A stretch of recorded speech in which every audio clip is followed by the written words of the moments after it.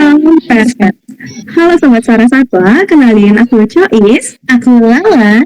Di podcast episode 3 kita kali ini, kita akan membahas tentang serba-serbi monyet. Dengan judul podcast, Monyet dan Manusia, Refleksi, Relasi, dan Realita.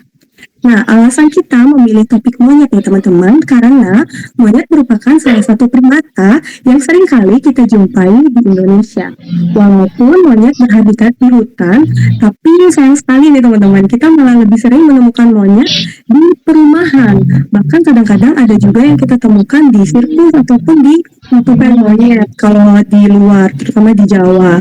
Nah, karena kita sering menemukan monyet sebagai hiburan dan juga sebagai hewan peliharaan, tak jarang juga ada kasus di mana orang-orang ini malah diserang oleh monyet.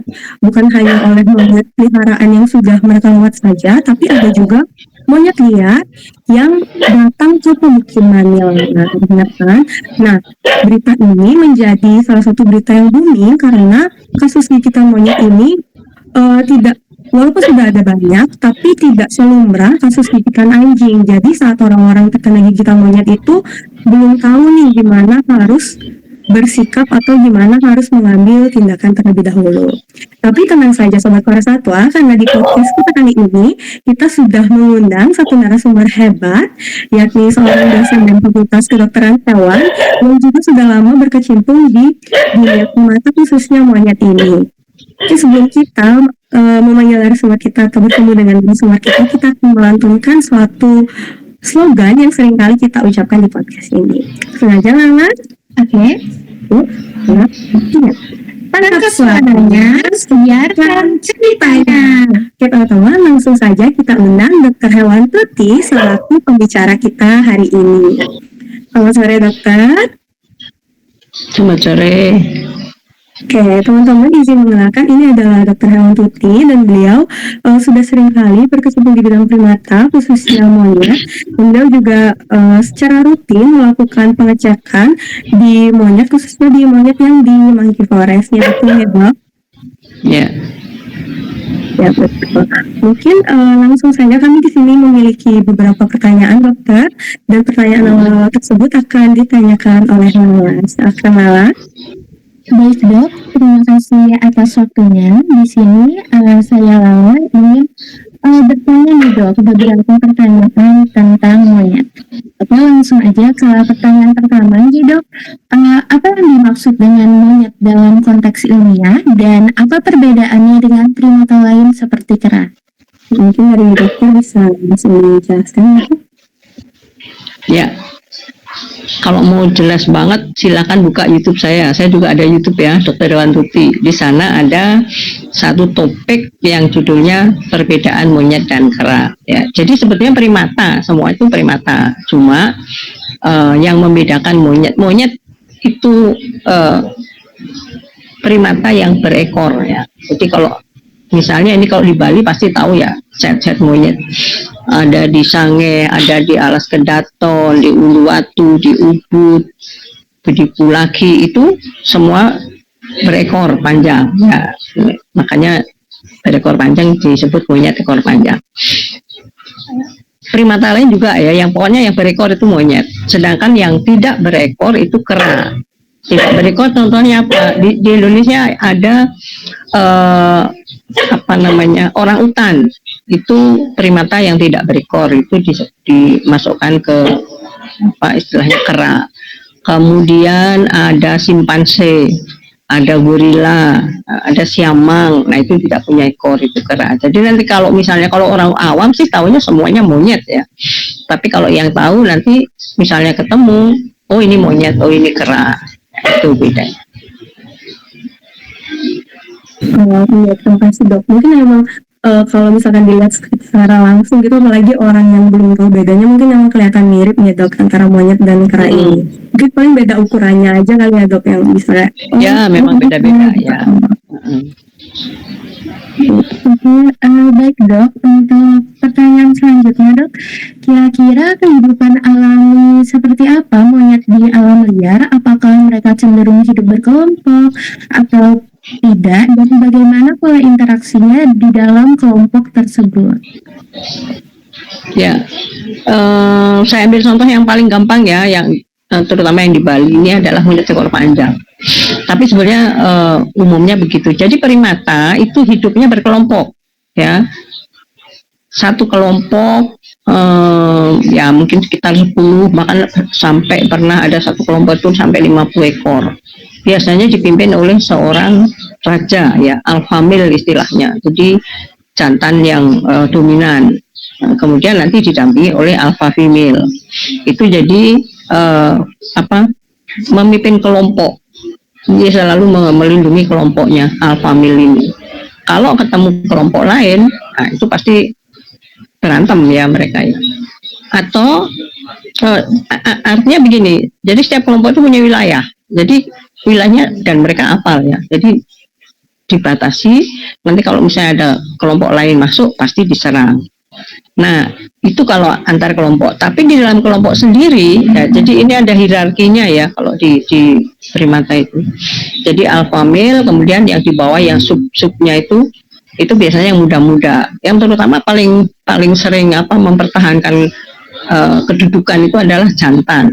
Jadi kalau alpha male selama dia masih kuat, belum ada yang bisa melawan, dia tetap menjadi raja di situ. Tapi suatu saat nanti yang muda-muda ini, terutama yang jantan muda, kemudian dia sudah mulai dewasa, dia lawan itu si alpha male itu. Kalau nanti sampai kalah si alpha male menyingkir, nanti yang rajanya baru yang tadi muda. Tapi kalau misalnya dia ngelawan tapi tetap kalah, ya dia menyingkir keluar dari kelompoknya, si alpha male masih bertahan. Jadi begitu rollingnya begitu ya. Itu sosialnya mereka. Oke dokter, terima kasih. Mungkin saya izin bertanya lagi nih dok. Kan tadi saya udah ada mention juga kalau beberapa monyet itu tuh sering kabur ke pemukiman warga nih dok. Kayak tiba-tiba ada monyet liar di pemukiman warga yang mungkin dia dekat hutan atau dekat dengan tempat konservasi monyet. Seperti misalkan di Monkey Forest itu kadang-kadang monyetnya bisa kabur ke rumah-rumah. Kemudian saya juga asalnya dari Ubud dok. Dulu saya sekolah di SMA 1 Ubud dan monyet itu tuh sering juga ada di belakang sekolah saya dok. Nah, kira-kira dok apa nih yang menjadi faktor utama yang menyebabkan monyet ini tuh bisa meninggalkan habitat aslinya dan malah mendekati manusia? Kan dokter juga bilang bahwa monyet ini cenderung dia berkelompok. Tapi biasanya yang saya lihat kabur itu kadang-kadang tidak berkelompok tuh, kadang-kadang juga sendiri gitu kaburnya. Sendiri, ya. Ya.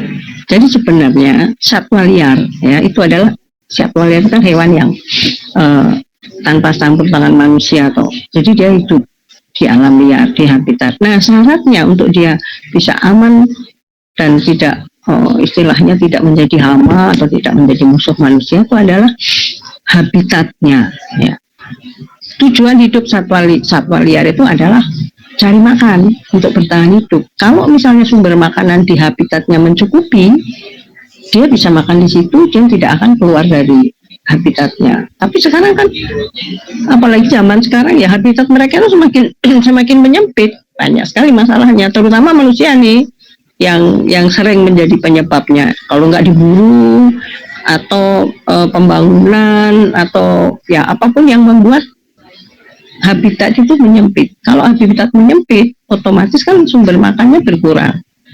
Padahal mereka kan berkembang biak. Jadi populasi semakin banyak, tetapi habitatnya menyempit, sumber makan menyempit. Nah, mereka jadi cari makan keluar. Salah satunya. Satu lagi, kenapa mereka bisa keluar? Karena tadi di dalam kelompok itu ada hierarki, toh. Jadi yang alpha male merajai itu nanti sama juga di harimau di itu. Kalau yang alpha male itu masih, kemudian dia melihat ada nih calon-calon remaja cowok nih. Kalau manusia kan kalau ini jantan pasti akan ditekan sama mereka. Jadi biasanya dalam satu kelompok itu nanti yang remaja-remaja yang jantan terutama tuh yang muda-muda dia akan keluar membentuk kelompok sendiri. Masih aman di situ ya di situ. Tapi kalau di habitatnya sudah menyempit, sumber makanan apalagi berkurang, mereka lapar, ya akhirnya keluar. Nah itu kadang kelompok yang tadi mungkin yang remaja-remaja itu keluar berkelompok, tapi ada yang cuma ya sendiri. pasti yang dicari cuma makan. Jadi sebenarnya mereka mau ke hotel, mau ke rumah orang, pasti yang dicari makan. Jadi sebetulnya mereka nggak nyerang orang, tapi cari makan. Itu penyebab mereka keluar sampai ke pemukiman. Berarti memang karena mereka perlu makan ya dok, karena habitatnya juga udah lama-lama tuh karena ditebang juga, manusia kan sering melakukan penebangan liar tuh, ada beberapa penebangan liar gitu. Ya, Tapi tadi dokter juga ada mention soal perburuan nih dok. Setahu saya soal perburuan monyet ini kan beberapa memang ada yang dikonsumsi juga, tapi ada beberapa yang digunakan untuk tadi seperti saya bilang ada sirkus, topeng monyet, terus bahkan ada yang dipelihara nih dok. Tapi saya lihat-lihat kayaknya semakin lama pemeliharaan monyet ini kayaknya kayak jadi tren gitu dok, karena udah banyak banget yang pelihara monyet, kayak mereka tertarik pelihara monyet dan sepertinya mereka agak gampang juga menemukan monyet terus tiba-tiba langsung dipelihara gitu. Kalau menurut dokter gimana ya pendapat dokter sebagai seorang dokter hewan terutama yang berkecimpung di dunia satwa liar ini terhadap pemeliharaan monyet atau tren pemeliharaan monyet ini dokter? Ya, satwa liar ya semuanya, salah satunya termasuk monyet itu sebetulnya tidak boleh dipelihara, apalagi primata. Primata itu hubungan kekerabatan dengan manusia itu dekat ya, bahkan hampir 84% itu genetiknya mirip dengan manusia. Makanya kalau dipakai untuk hewan model, hewan percobaan kan primata ya sering dipakai itu. Contohnya apa, beruk ya, beruk itu monyet ekor babi istilahnya, yang kalau di Sumatera itu untuk mencari kelapa itu ya, yang warnanya coklat. Kemudian simpanse ya, artinya dekat dengan manusia, bahkan itu nanti bisa menularkan penyakit ya. Penyakit itu bisa manusia ke hewan, ke primata dulu, atau terbalik primata ke manusia. Salah satu yang paling umum adalah kalau memang dipelihara itu adalah TBC ya, tuberkulosis. Jadi kalau misalnya dipelihara kemudian manusianya mungkin lingkungan sekitar sedang batuk-batuk TBC, pasti itu bisa menular ke primata. Nanti primata itu akan menular. Jadi begitu. Itu satu yang nggak boleh. Yang kedua, apalagi sekarang nih monyet ekor panjang sudah endanger nih. Dulu masih banyak ya, bahkan dipikir sudah hama, jadi hama, tapi sekarang udah mulai berkurang. Jadi sekarang udah mulai tahun 2000 berapa itu sudah endanger, jadi nggak boleh dipelihara ya itu. Jadi sebetulnya memang tidak, kalau bisa jangan dipelihara, nggak boleh. Makanya kalau misalnya ada sampai ada kasus kemarin di Bali ada kok, jadi ada orang yang memang senang pelihara satwa liar, ada harimau dipelihara segala macam, itu akhirnya disita diambil oleh BKSDA, Balai Konservasi Sumber Daya Alam, itu yang memang membidangi satwa liar dan habitatnya. Tidak boleh ya. Nanti kalau memang kalau sampai ini banyak nih primata dipelihara, resikonya yang tadi penyakit itu, dan kemudian juga sekarang pasti kena undang-undang itu kalau endanger diambil ya. Terus nanti diambil oleh BKSDA, nanti ujung akhir-akhirnya itu akan dilepas liarkan lagi ke habitatnya. Tapi sebelumnya juga ada melalui proses ya, apalagi kalau memang sudah dipelihara lama oleh manusia, biasanya hewan itu akan jadi manja. Kalau dilepaskan di habitatnya lagi, satu dia bingung cari makan susah, yang kedua mungkin diserang oleh sesama primata penghuni di situ. Jadi ya jadi repot kalau misalnya sampai ada yang pelihara kemudian disita, kemudian untuk dilepaskan itu panjang jalannya. Jadi kalau saya pribadi saya nggak setuju, kalau bisa jangan dipelihara ya, karena ya itu tadi penyakit itu bisa berpindah ya. Iya betul banget dokter, karena selain mungkin resiko penyakit juga monyet ini mau bagaimanapun dia juga tetap satwa liar dan dia juga punya naluri alami ya untuk menyerang ya dok. Bahkan kadang-kadang nggak cuma yang monyet liar aja yang bisa nyerang manusia, kadang-kadang juga udah dipelihara walaupun dia udah manja, tapi kalau dia terancam sama pemiliknya juga kadang-kadang bisa nyerangnya dok ya. Ya, satwa liar itu namanya liar ya. Jadi dia nalurinya memang liar. Walaupun mungkin sudah didomestikasi, kemudian sudah ya bertahun-tahun sama pemilik, mungkin udah gaya hidupnya udah kayak manusia, tapi tetap punya naluri liar. Kalau suatu saat kita nggak ngerti, ada yang memicu, itu akan muncul. Makanya kalau misalnya ada peristiwa, mungkin pernah melihat sirkus ya. Jadi kan ada pawang tuh. Ada pawang gajah, ada pawang harimau, ada pawang apapun. Kok ternyata si pawangnya ini diserang oleh hewan asuhannya, yaitu salah satunya. Jadi ya risikonya begitulah kalau pelihara satwa liar. Ya. Nah, kira-kira Dok, apa aja yang perlu kita perhatikan jika suatu saat nih kita berhadapan langsung dengan monyet di pemukiman ataupun di tempat wisata, Dok? Ya, ini pengalaman saya ya, karena saya juga di Ubud nih, Cois juga tahu kan, ada monyetnya ke hotel, ke pemukiman ini sendiri nggak bisa kita ya. Misalnya kalau mau dihalau di bahasa Balinya itu diulahin ya Cok ya. Kalau mau dihalau dia pergi, tapi balik lagi karena memang dia mungkin ya dia tahu ada sumber, dia cari sumber makanan di situ. Nah itu repotnya begitu. Biasanya kalau ada peristiwa semacam itu dari pihak yang bersangkutan, pemukim, penduduk atau pihak hotel itu lapor ke pengelola Monkey Forest ya. Ada monyet yang kesini ya, nanti pengelola Monkey Forest itu dia akan mengontak kami tim primata. Kalau memang meresahkan nanti ya kita intip, tangkap. Caranya bukan ditangkap diuber-uber, enggak, ditembak atau ditulup pakai bius. Ya, kemudian kalau dia sudah terbius, kita tangkap, sementara kita ambil, kita kandangkan dulu. Ya, nanti kalau ini dilepaskan lagi di lokasinya itu. Makanya sekarang Monkey Forest Ubud itu dulu wilayahnya kalau Cois tahu itu cuma sekitar yang di dekat pintu masuk yang lama itu, sekitar itu aja, cuma berapa hektar. Tapi pengelolanya ya karena populasinya nambah sementara habitatnya tidak bertambah, akhirnya memperluas, jadi mungkin membeli tanah milik masyarakat ya, jadi diperluas lagi ke belakang itu.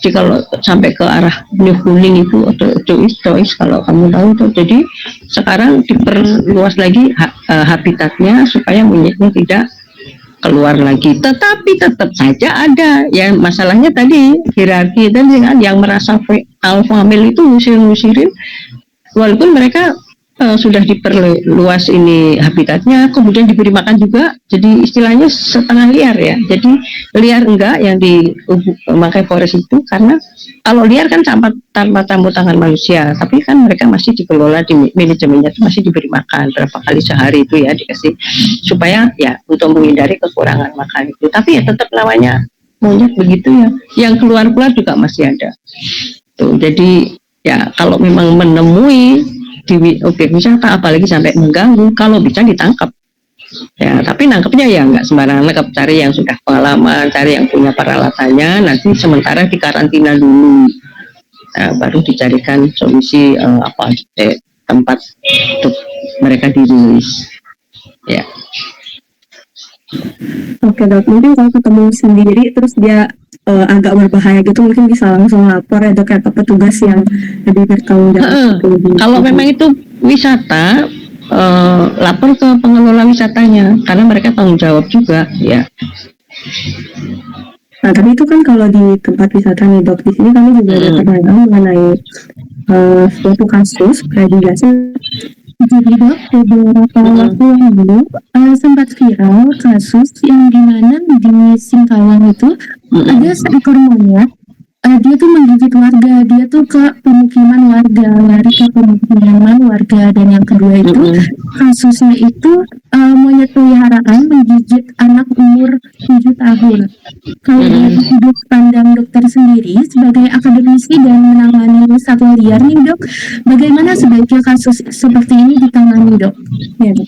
Ya, Monyet ya, ini juga monyet peliharaan, Dok, bukan monyet liar atau ya, kalau mungkin kalau liar di wisatawan kan bisa laporan ke petugasnya. Tapi ini kalau monyet peliharaan gitu, Dok. peliharaan. Oke, ya. Oke, jadi sebentar saya tanya dulu, itu yang di Singkawang itu monyetnya menggigit,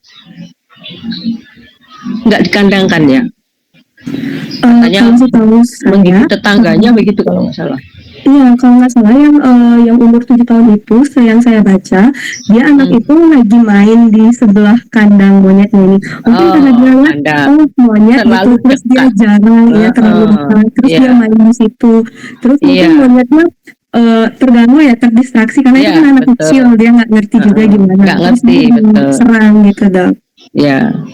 Ya itulah resikonya. Selain penyakit juga kalau sampai menggigit itu kan bahayanya di sana karena liarnya itu. Jadi sebetulnya ya harus diberi ya gimana kalau kita misalnya ketemu mungkin tetangga cowis atau lala misalnya harus mengedukasi ya, apalagi Anda kalau dokter hewan yang juga peduli lingkungan apa namanya kelestarian satwa dan habitatnya. Kalau ini diberikan edukasi bahwa satwa liar ini, monyet ini termasuk satwa liar, tidak boleh dipelihara ya. Jadi selain menularkan penyakit juga bahayanya kalau sampai menggigit. Karena kalau kamu tak apalagi kalau misalnya monyetnya ini monyetnya jantan dewasa, kalau anda melihat itu kalau buka mulutnya itu ya, itu taringnya panjang gitu. Ya, dan monyet itu kalau gigit nggak lain dengan kucing. Monyet itu mirip dengan anjing kalau gigit. Kalau kucing begitu gigit kan set diam aja situ, jadi lubang kan. Tapi kalau anjing, monyet begitu set gigit terus apa? Wah, istilahnya apa kayak dicabik-cabik begitu. Jadi lukanya banyak. Ini saya pernah di Uluwatu. Jadi ini si alpha male ini dilawan oleh jantan yang sudah hampir ya mau merebut kekuasaan. Itu mereka berantem. Aduh, tahu nggak? Jadi begitu, pokoknya mereka berantem, kita berusaha untuk tuluk. Ya, kebetulan kok pas kita di sana. Jadi dituluk, akhirnya kan terbius tuh ditangkap. Waduh, lukanya banyak banget dan panjang-panjang lebar lagi, dalam lagi karena kan jantan mereka duduk. Dan bukan satu tempat, ya di paha, ya di tangan, ya di punggung. Jadi kita jahit itu sampai banyak sekali.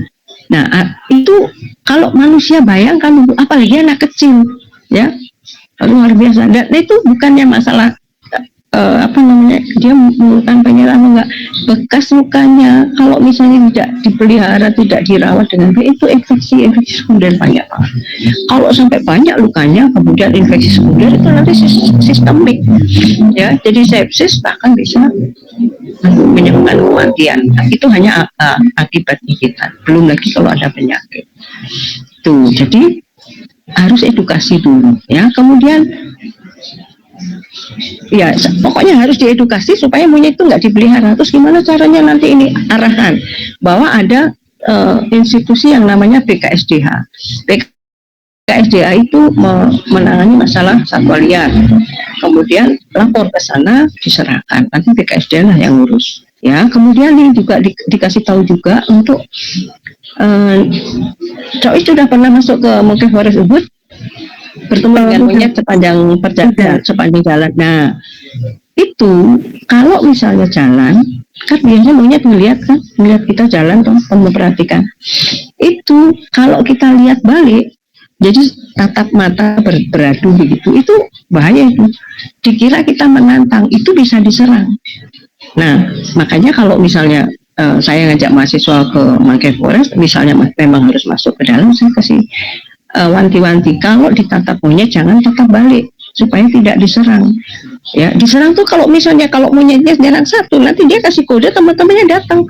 Pernah ini ibu-ibu arisan, ibu-ibu monyet maksudnya, kan dia biasanya ngumpulnya ibu-ibu banyak ada sama anak-anak kecil.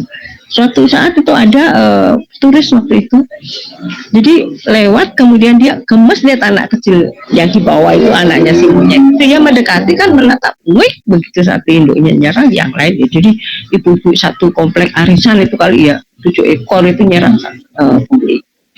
Jadi itu makanya kalau misalnya anak kecil main terus lihat kandang itu pasti ini kok lucu kayak manusia tingkahnya, pasti gemes ya mau deket-deket. Nah si monyet merasa ini kok orang asing, dikira dia mau diapa-apain pasti nyerang ya.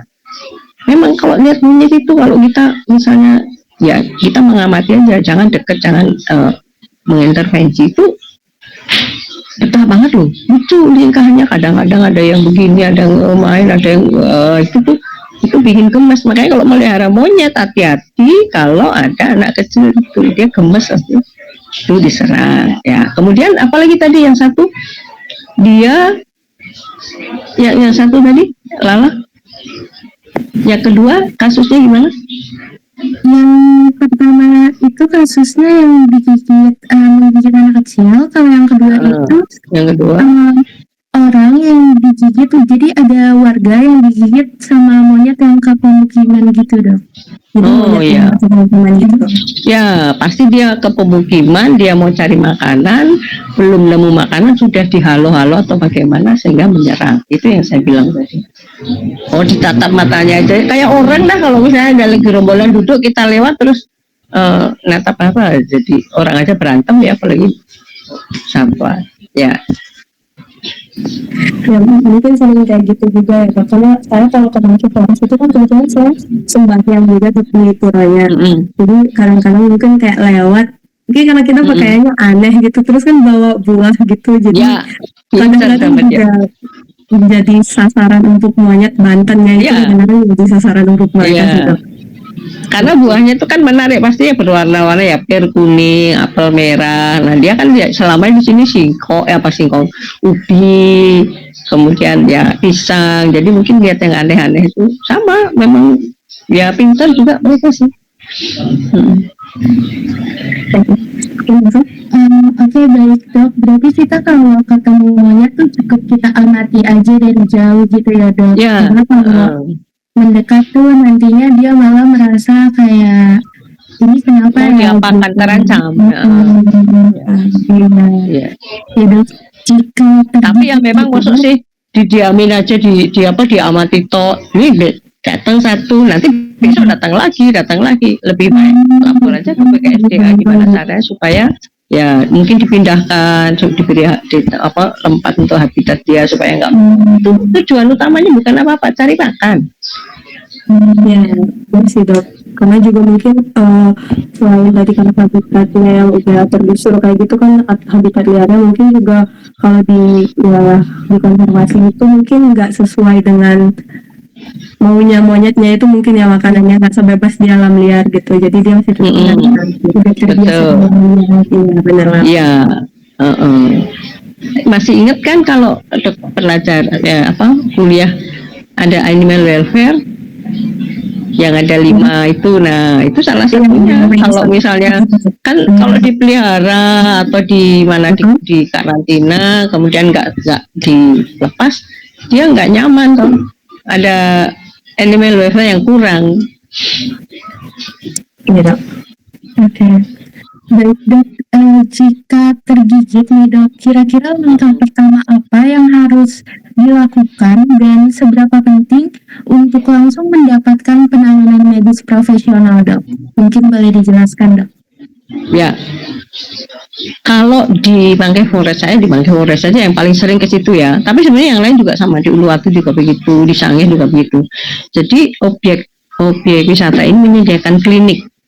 Ya, ada klinik, ada 2, satu untuk menangani monyet. Ya, memang monyet kan kadang-kadang yang kita perlu cek kesehatan, kita kadang-kadang ada penelitian yang harus ditangkap, itu kliniknya ada.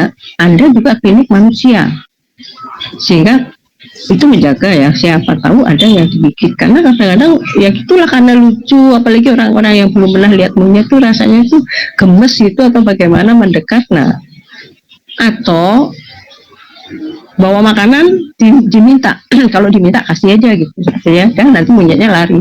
Tapi ada yang sayang dipegang terus nggak dikasih, ya udah diserang, direbut tapi gigit dulu monyetnya itu. Nah, biasanya dibawa ke klinik yang sudah disediakan objek wisata itu. Tapi kalau enggak, harus segera dibawa ke puskesmas apa klinik yang terdekat. Ya, minimal lukanya itu dibersihkan, desinfektan, kemudian diberi diberi biasanya panas ya kalau sudah, apalagi bekas gigitannya itu agak lebar, pasti demam. Nah itu dikasih biasanya anti itu dulu, sambil diobservasi. Ya. Setahu saya nih dok, monyet itu juga bisa menularkan rabies ya dok ya.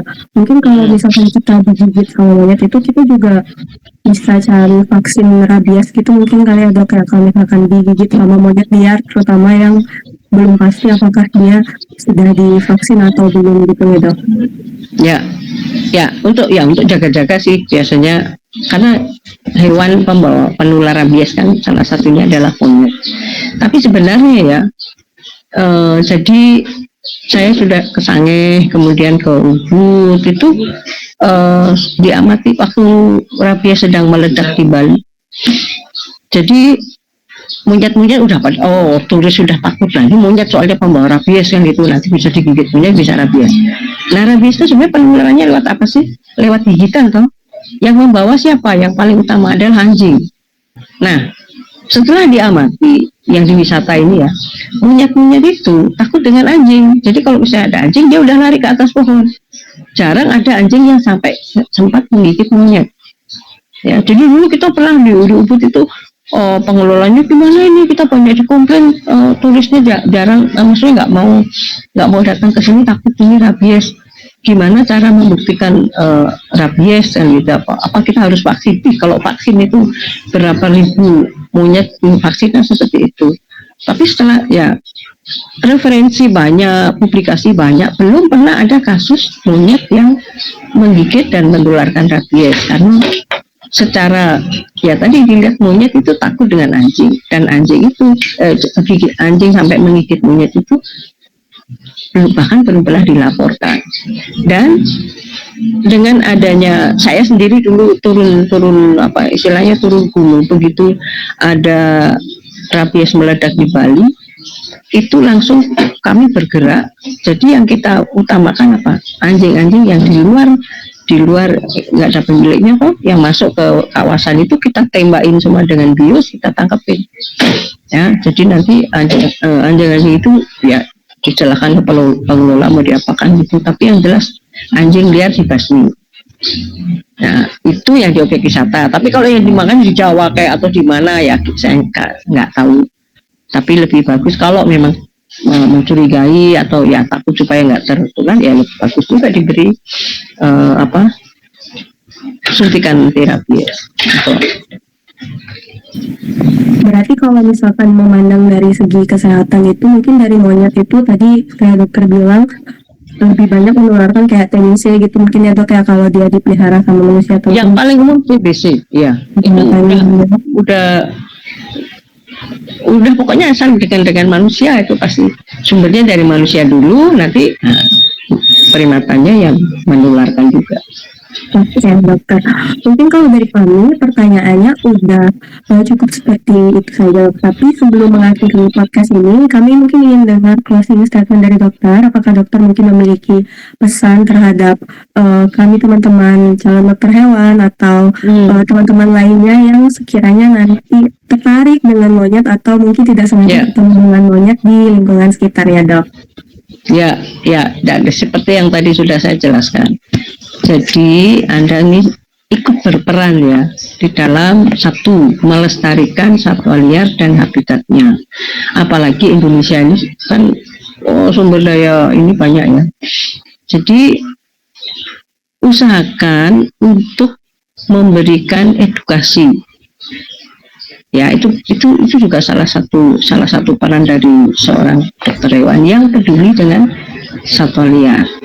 Edukasi untuk tidak memelihara satwa liar, ya itu yang paling penting. Kemudian kalau misalnya menemui monyet liar tidak biasa dia di situ, kembali dari situ, coba ditelusuri dulu dari mana dia asalnya.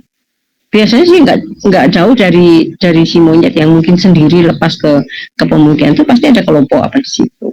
Nah, kalau misalnya udah ketemu atau bagaimana, kalau bisa menangani yang saya bilang tadi, ditulup atau ditembak pakai bius, nah, kemudian ditangkap, dikandangkan atau gimana, serahkan ke PKSDA. Tapi kalau misalnya tidak, fasilitas untuk nulup obat biusnya nggak ada, mahal obat biusnya, ketamin dengan silasin gitu ya, dikombinasi, lapor ke PKSDA atau lapor misalnya kalau memang ketemu di situ ada pengelola wisata, lapor ke manajemen di situ. Ya, jangan menangani sendiri tanpa senjata dokter hewan. Itu yang paling, dokter hewan itu sakti banget tuh, adalah apa? Senjata pamungkas, bius. Mau liarnya ya apa, galaknya kayak apa, dokter hewan nggak perlu takut karena punya senjata pamungkas. Tapi kalau nggak bawa senjata ya jangan main-main, itu namanya ada sembrono. Ya,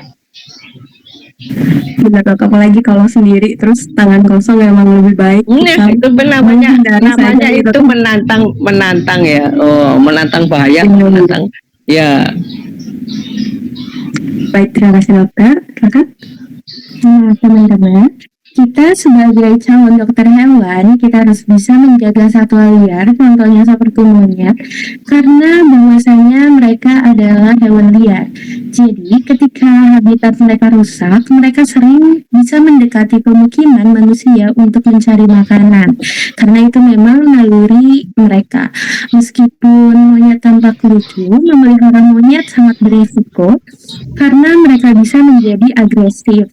Jika berhadapan dengan monyet liar, penting untuk kita menjaga jarak dan tidak memberi makanan. Dan jika digigit, segera obati untuk mencegah komplikasi yang serius. Ya, itu benar sih beritanya dok. Oke, terima kasih kepada dokter Tuti karena telah menemani sesi podcast kita pada sore ini. Walaupun dokter Samuel sedang sangat sibuk ya, jadwalnya padat sekali. Iya. Tapi terima kasih dokter sudah mau menemani kami di sore hari ini. Saya izin menyampaikan kata terakhir, kita juga perlu sadar bahwa monyet itu bukan hewan peliharaan yang ideal yang bisa kita pelihara semata-mata hanya karena kelucuannya saja. Jadi kita juga harus memperhatikan bahwa dia juga satwa liar dan kita juga harus memperhatikan kesenjangan alam demi menyelamatkan umat manusia dan satwa liar lainnya. Sekian podcast Suara Satwa di episode 3 kali ini. Saya Cokis dan Saya Lala. kami pamit undur diri. Salam pers.